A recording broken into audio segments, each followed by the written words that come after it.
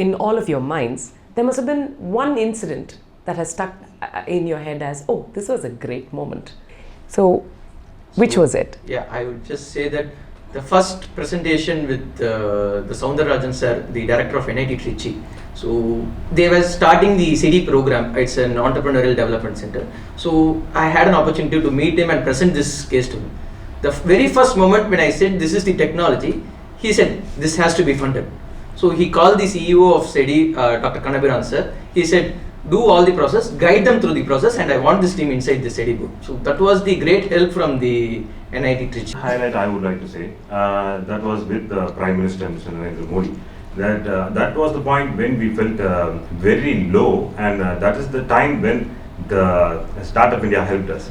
They knocked in our doors and they said, you have an opportunity to talk with the Prime Minister, and that was one fabulous thing that My God. It is not a thing that every ordinary man can do. True. That to a technology company which the Prime Minister himself said that I will be your brand ambassador, you can move on. I saw that interview. He said, just record this, give it to mobile companies, I'll be your brand ambassador. Exactly. Yeah. I said, that's such a brilliant thing to hear. That was a goosebumps moment for every one of us. It was Absolutely. Yeah, adding to what Rajan said. So we were actually, Abhinesh and Adarsh, they went inside the conference room and we were watching the video on live streaming. So we were not that much serious enough. We thought, yeah, it is another interview and something is going on. And the moment when our Honorable Prime Minister called Abhinesh's name and he said, Blaer Motors, I'll be your ambassador. So we were like, what is happening? If you see the video, a moment of silence will be there, and then only I will say like, thank you sir.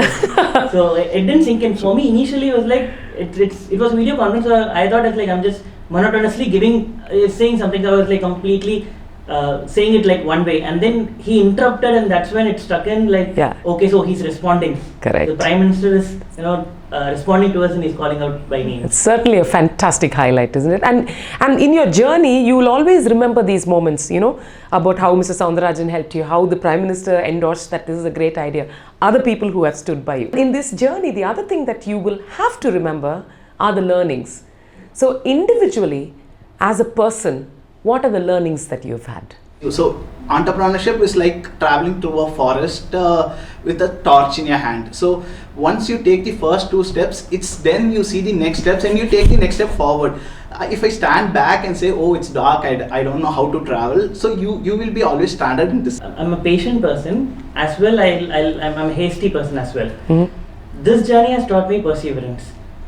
Through the times that we were down, through the times when we faced rejection, it could have been easy for me to just give up and go for a job. But persisting through that, trying to focus on something, finish what we've started. Yeah. So that was one learning. So after that, even in life, when things get tough personally, so this thing comes to my mind. Let's wait patiently.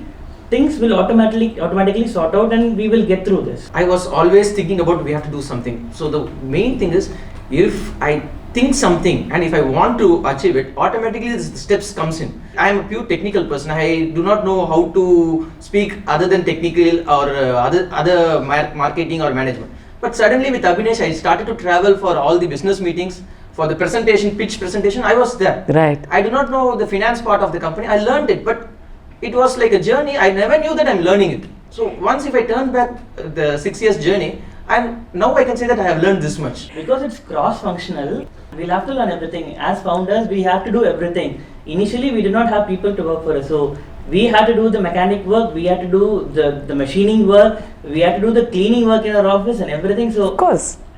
And yeah, one more thing is, if you love what you're doing, all the work that you do, even a small work it might be, it will be of great passion. It is like, I used to see my relatives, when Monday morning comes, they would feel like, oh no, it is Monday morning, I have to go. I feel the different way. I say that, Monday has come, now I have work to do. You know what they say, right? If you find something you love, you'll never work a day in your life. Exactly. That's what it is. So the work doesn't seem like work. Exactly. Isn't it? Niranjan? And what I learned is that when the investors came in, they said that you're not alone. Now we are a team. We can achieve a lot greater things. Think big is what they said. Till that we thought, okay, this is our limit, we can achieve this much and this is our limit too.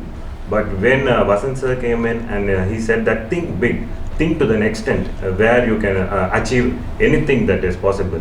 And that is the one thing I learned from him, that we should not limit ourselves. I think all the learnings that you shared are very crucial learnings that people have to make in their journey, and I think other founders are definitely going to be inspired by this. What do you envision in the future for Blaer Motors?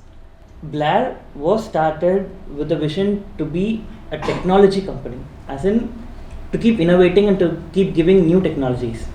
Even today, that vision hasn't changed. We are going in that path.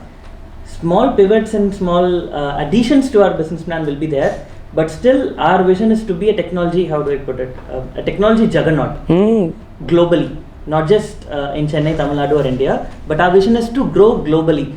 Earlier our work was limited to what we can do in India, but our designing, our development work is now, we are looking at developing it as to be compliant to the European market, to be compliant to the US and the South Asian market. So we will grow rapidly as a technology company globally. So that is what we are looking at, and we will be at the pole position. We will be at the front end in terms of automotive technology towards sustainable mobility. Yeah. And I'm very sure that this juggernaut has enough giants both pulling and pushing it. What do you think are your risks that you need to protect yourself against, and what are the challenges that you think you're going to be facing? The major challenge what we would face is like educating the people regarding the hybrids. So when you compare the European or the US markets, the word EV means it's a mixture of many technologies. EV is not just battery electric vehicles, right. It's also fuel cell electric vehicles, you have plug-in hybrid electric vehicles, and then you have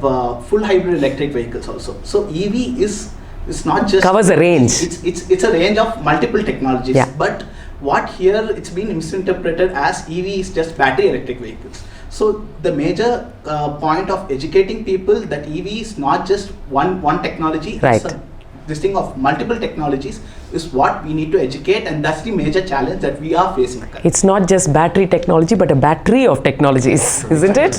True. Yeah. So wish you all the very best, and as I said, really delighted to see the journey that you've made so far, and I'm sure it's going to be a wonderful journey ahead.